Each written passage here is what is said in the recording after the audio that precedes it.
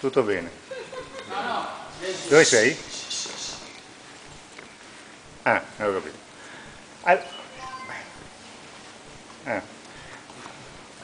Ascolta. Allora, Enrico ha preso in mano le redini, come le tue istruzioni.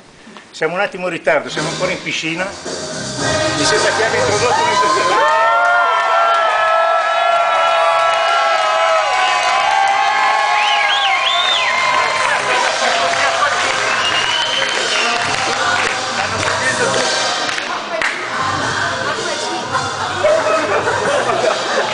Ecco appunto, non era il diavolo, è il gatto che manca i topi in bagno.